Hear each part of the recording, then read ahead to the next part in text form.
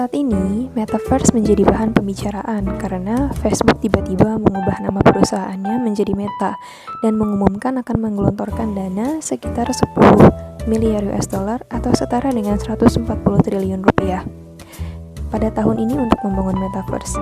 Jadi, Metaverse sendiri akan mengubah cara kita bersosialisasi, bekerja, dan membentuk pikiran untuk menjalankan bisnis apa yang akan kita jalani di masa depan.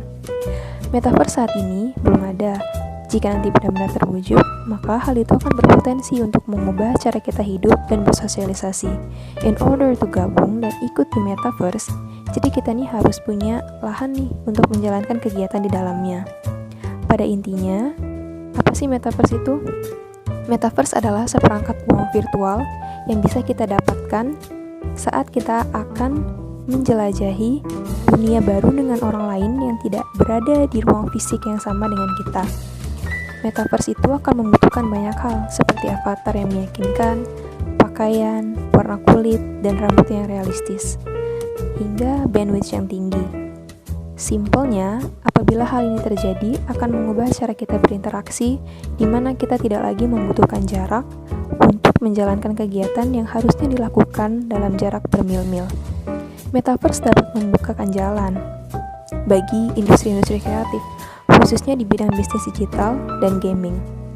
Itu salah satu potensi yang bisa dilihat dari perkembangan Metaverse.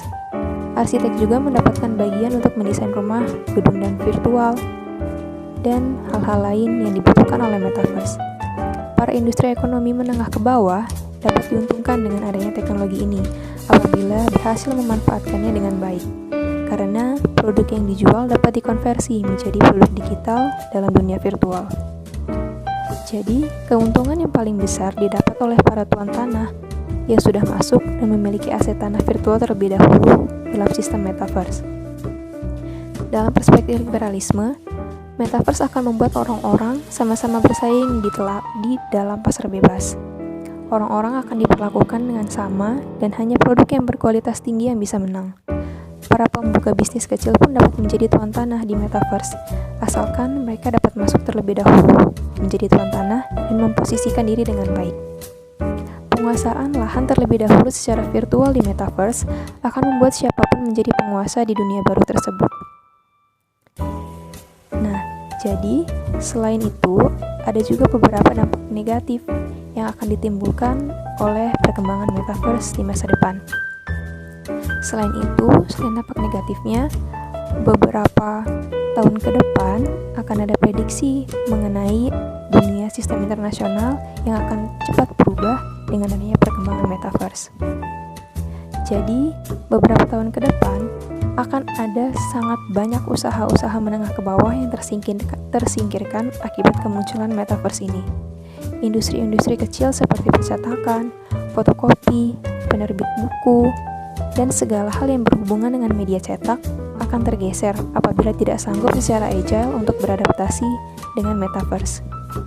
Industri elektronik tentu akan semakin maju apabila dapat mengembangkan teknologi yang sesuai dan dibutuhkan bagi warga Metaverse.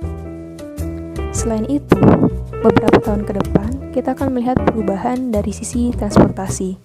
Tidak mengherankan apabila industri transportasi dunia akan mengalami keanjlokan saat dunia meta ini benar-benar tercipta, karena manusia tidak lagi memerlukan akses untuk physically berada di tempat yang diinginkan dalam waktu yang bersamaan.